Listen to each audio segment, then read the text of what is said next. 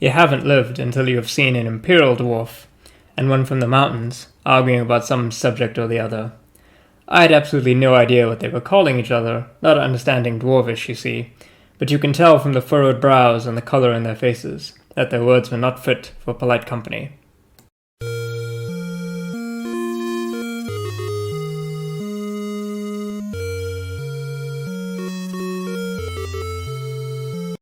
Here's a random question. What do these three images have in common? We will answer this question over the course of the video, but I'd like you to keep it in mind. Warhammer Fantasy is, or should I say was, a setting with a great deal of intricacy. The long-running nature of the franchise resulted in years and years of lore, some of it contradictory. Looking back, I think we have a tendency to think of Warhammer Fantasy's lore as being an unchanging monolith, a carved stone tablet of stories and events that have remained relatively fixed over the decades. I care a lot about Warhammer Fantasy. I grew up almost exclusively playing it over its much popular and more long-lived cousin, Warhammer 40k. So believe me when I say that I am willing to see the evolution of Warhammer Fantasy over time. It has evolved considerably over the years. For example, in the Warhammer Fantasy 3rd edition Empire book, Halberdiers, an iconic and prolific Empire unit, are called Helblizzen. That's right, Helblizzen. I encourage you, if you can, to walk down the bizarre rabbit hole that was Warhammer Fantasy 3rd edition if you can ever get a chance to. Though things have changed, one thing has remained relatively consistent in Empire armies, in especially the later editions of Warhammer Fantasy. Namely, the best armor in Imperial armies is always Dwarf-Forged. So let's talk about that. Games Workshop are famous, or rather infamous, for borrowing from real-world history for their settings. In some cases, it's not so much borrowing as they are stealing and desperately trying to plaster over the serial numbers with progressively wackier and fancier fantasy jargon. It's no secret, then, that the Empire in Warhammer Fantasy are just various interpretations of the historical Holy Roman Empire and other German states in the mid to late Middle Ages being transplanted into a fantasy setting with dragons, elves, and demons. As a result, the aesthetics of the Empire tend to fall along depictions of soldiers from the 14th and 15th century with way more feathers and skulls. When you are looking at a regiment of Imperial greatswords, your mind is meant to think of depictions of Landsknecht doppel soldiers with their famous use of the Zweihander sword. While not necessarily the most imaginative, I do think it's impressive how Games Workshop have managed to sell the Holy Roman Empire but with wizards as one of the pillars of their fantasy setting. We tend to think of the pre-modern period of history as being relatively static before a number of key things occurred that blew the lid open on progress, and suddenly modernity sprang forth into existence. So much so that the medieval stasis trope is a very popular one in the fantasy genre. One area in particular is the depiction of all armor as being roughly from the same period, the vague Middle Ages that people seem to associate with any show or setting that sets itself before literacy was widespread. Consider for a second armor from the 11th century compared against armor from the 14th and then from the 16th. There is such a radical evolution in terms of the protection offered, as well as the technical knowledge required to craft them. Societies in radically different stages of social and technological evolution produced these different types of armor, and to a person from those times, they would be very confused to see them all lumped together, as if they were all from the same period. This is super prevalent in Warhammer Fantasy. Only in a setting like this could fur-clad barbarians from a far north have any chance against a pseudo-nation-state with access to firearms and large professional armies. It's a setting where the Empire is just ever so on the cusp of an industrial revolution, while also being neighbors with their feudal cousins who are stuck several hundred years behind in social and technological progression. As a result, a wide variety of different types of armor are all presented as being equally available and equally potent, in more or less rough categorization. For example, a crudely made goblin shield is as good a defense as the finest iron bulwark, because all shields just add +1 to your save. However, following the most well-established tropes in fantasy, the best armor is, of course, made by dwarves. Before I go too far with the topic, I think it's worth talking about how armor works, more or less, in the game of Warhammer Fantasy, at least generally from about 6th edition onwards. When a model or unit takes damage, that model can attempt to avoid harm by taking what's called an armor save. This represents the armor of the model protecting them from the strike. Naturally, you have to roll some dice to make this save, and different types of armor will give you a different save value. Things like shields or being mounted on a horse can modify that value further. Say, for example, you're an Empire spearman. You've been given a mail shirt and a leather helmet, which the game counts as light armor. This gives you a 6+ armor save, meaning to avoid damage, you need to roll a 6 on a d6 die. Say your armor was generous and they also provided you with a shield. Well, that would increase your save by 1, going from 6+ to 5+. So now you need to roll a 5 or a 6 to avoid harm, increasing your chances. The problem is, of course, Warhammer Fantasy is a dangerous setting. Magic, terrible beasts, and brute force is often enough to get through a lot of armor, and various attacks could reduce your save or even outright remove it if they were strong enough. As a result, if protection is all you care about, you want the lowest armor save value possible. The lower the value, that gives you more maximum leeway for surviving powerful attacks from the enemy. If you're an Imperial soldier, that means you want full plate armor. In Warhammer Fantasy, the dwarves speak the Khazalid language. Yes, they are capable of speaking many of the other mannish languages, but amongst themselves, they speak Khazalid. And in that language, the dwarven word for shoddy, or badly made, is also the dwarven word for man-made. Ignoring the prejudice of the dwarves for a second, the best armor in Warhammer Fantasy is always made by dwarves. The dwarves make use of a rare mineral called gromril, which makes the very toughest armor in the entirety of the world. However, outside of the dwarves and their mountain holds, the other best armor is Chaos Plate Armor, who is, surprise surprise, made by Chaos Dwarves.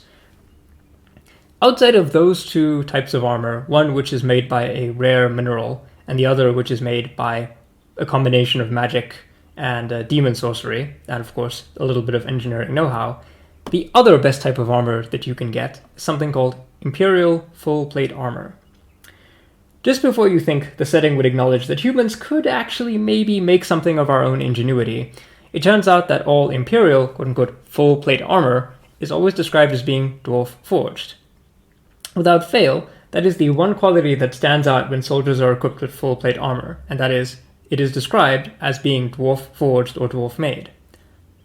In the Empire army itself, outside of the commanders who always tend to get the best stuff anyways, you're looking at knightly orders and the Imperial greatswords for examples of the best Empire soldiers equipped with the best Empire armor that they can get. What's really unusual about Dwarf-Forged full-plate armor is that we are expected to believe that a greatsword, with almost half of his body exposed, is wearing the same level of protection as a fully armored knight, just because dwarves made both suits of armor. Of course, there are other examples of armor in the Imperial army, for example, the Pistoliers. If you are like me, and you're wondering why the Pistoliers, despite wearing almost the same amount of armor as the Knights, qualify as only having light armor, well, you can check out our Patreon, where I posted a video about this. But I digress. It's one of the quirks of the old Warhammer Fantasy rule system that the granularity of any kind in terms of armor was basically impossible to represent. All armor generally fell into a light and heavy dichotomy, with special exceptions carved out for things like Imperial plate armor or Chaos plate armor. This, of course, has had wacky implications, like the idea that an Imperial state trooper without shoes is as well defended as a high elf spearman with a literal coat of scale armor. Any wargame will always have some disconnections between the lore and the rules as written, but it can be jarring in Warhammer. But I digress. Both the greatswords and knights are at the very top of the Imperial military hierarchy, for different reasons. In the case of the former, these are the very best soldiers on foot who are generally used for guarding and protecting important people or important places, whereas knights are members of independent noble chapter houses and military structures, so they can afford to also buy the best armor available. Naturally, we would expect these two groups to wear the best armor available, but the question is, where do they get it from? You might be forgiven for thinking that because Imperial full-plate armor is described as being dwarf-forged or dwarf-made, that naturally all of the armor comes from the great mountain strongholds of the dwarves. You would, of course, be mistaken. The armor was coming from inside the house, so to speak.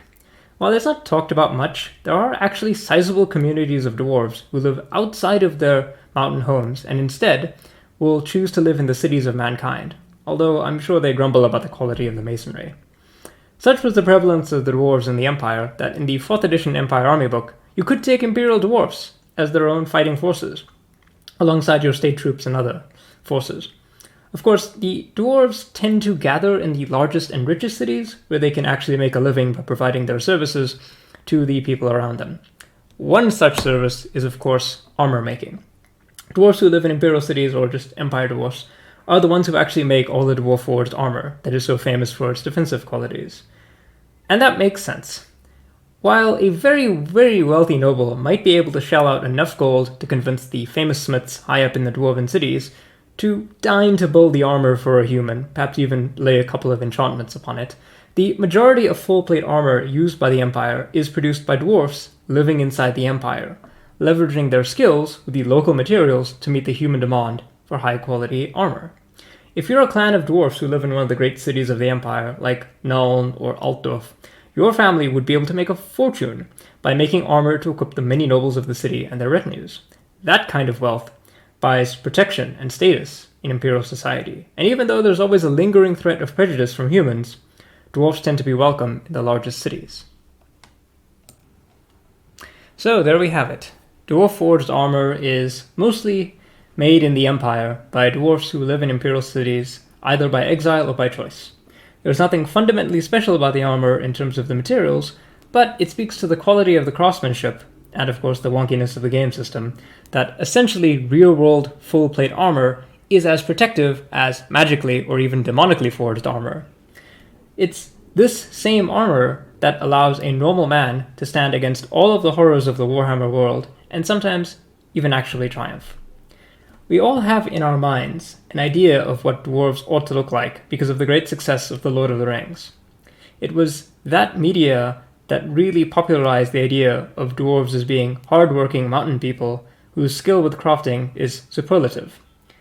Something which isn't necessarily obvious about The Lord of the Rings, though, is that the dwarves of Middle-earth are heavily, but not exclusively, inspired by Jewish history. The idea of the dwarven diaspora, as we see in The Hobbit, for example, of a people desperate for their homeland, facing privation and prejudice, is one rooted in real-world Jewish history. To quote the man himself, the dwarves, of course, are quite obviously, wouldn't you say, that in many ways they remind you of the Jews. Their words are Semitic, obviously constructed to be Semitic. Warhammer, being mostly Tolkien but on drugs, also incorporates this element into its lore. The Imperial dwarfs are a people of many complexities. They live in Imperial cities and make a living providing their valuable services to the people around them. But they also must grapple with prejudice from those same people. They live inside their own ethnic enclaves, which are often fortified with hidden escape routes. They must thread a very careful line between security and precarity, subject to the whims of the wider Imperial society. Making yourself indispensable to the local lord because you make the best armor he can buy is a very good way to ensure that if other craftsmen try to burn down your shop, you will be protected from harm. So now perhaps when you hear the phrase Dwarf-Forged plate armor, you'll know where it comes from, and have a little bit more of an appreciation for the world that was, like I do.